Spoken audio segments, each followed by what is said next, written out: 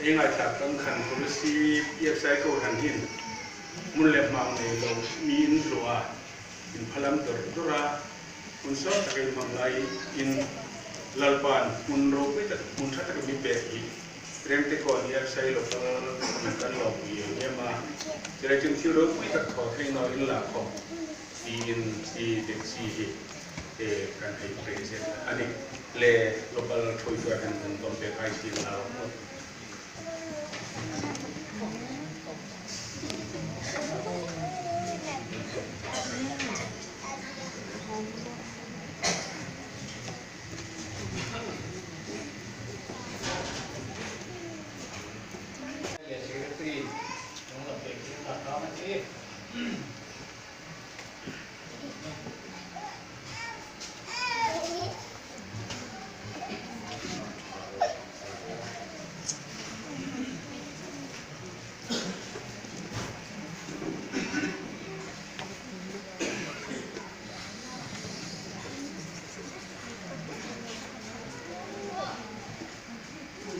Baina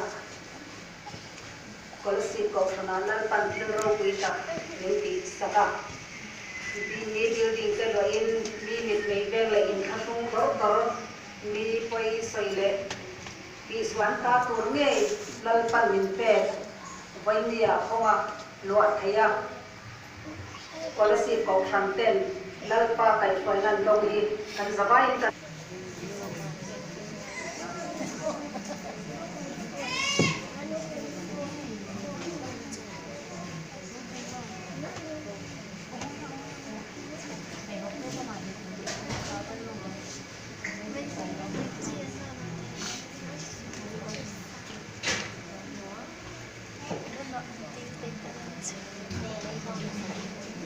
Vawisun Dt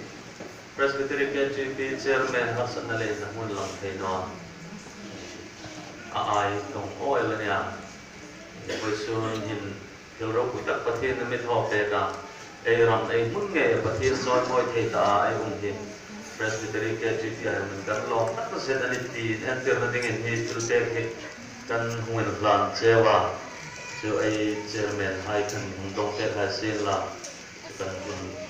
kan hei mang lo nan sen karol dang hai mong chadong thawa chei ko dal ka dit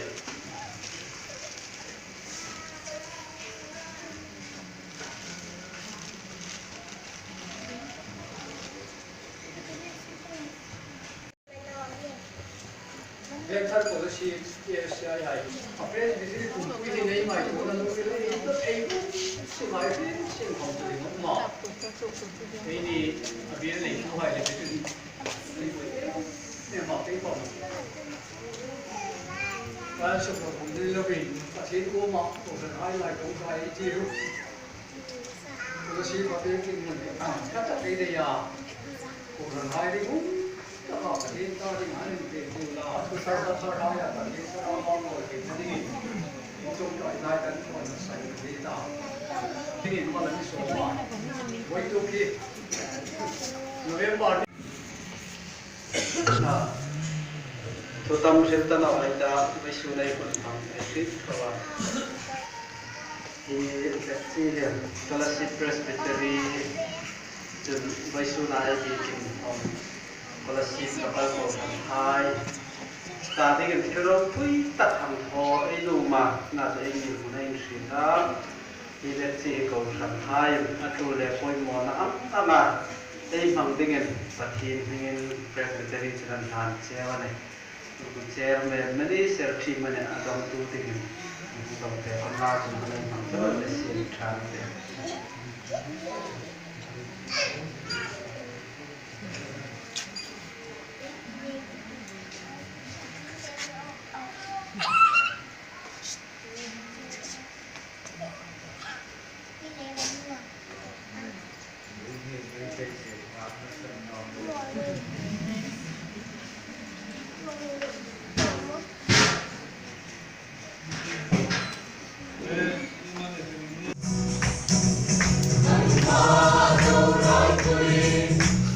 Lalpa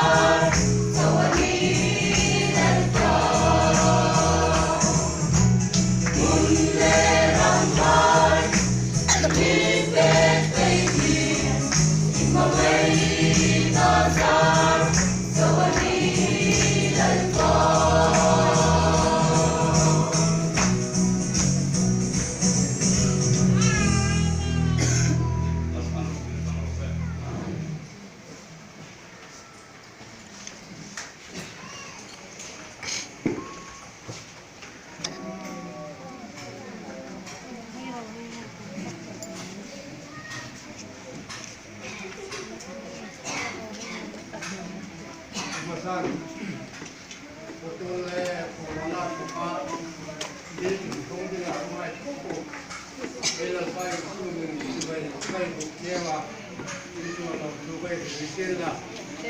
để Vawisun Dt in tâm tập xin không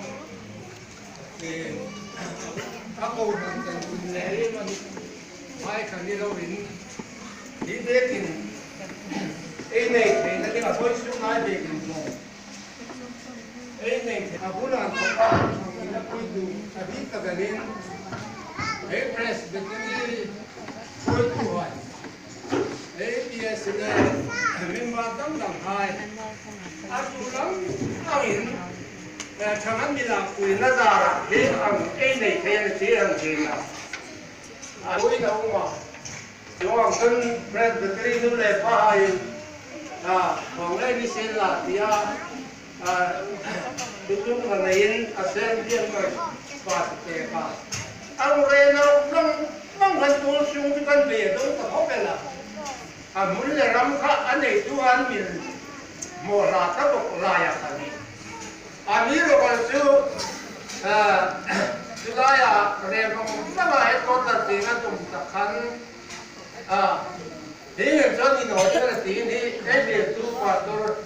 đến committee hỏi Philippines là vòng này chú hoàng tuân bây giờ một con này tuân nó có chú hoàng tuân hi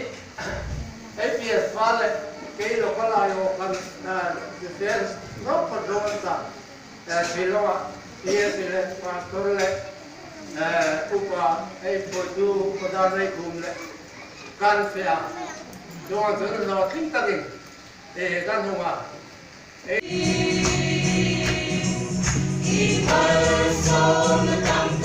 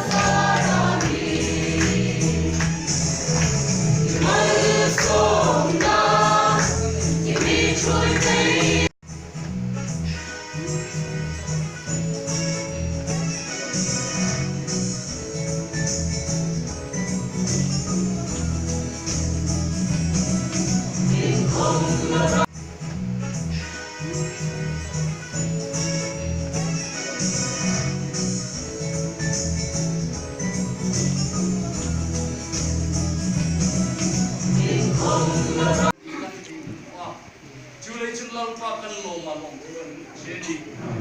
Vawisun ai malswmna hing so sai kan hang dong Lalpa kan lungrel kan ngai tona kan thilthaw sele ro kuisi Lalpa Vawisun nang man thilthaw lungril kan ilen du kan tia ri pa long kan che Lalpa kan Pathien Kolasib EFCI pulsot kai kan ni kara Biekin hai kumne zovin bin hai dam bin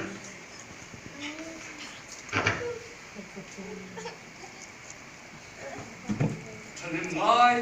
tak le tha thei ma dom tam min suin nang ma choi moi nan lo bi nak chia Vawisun Lalpa ho lo ke ni ta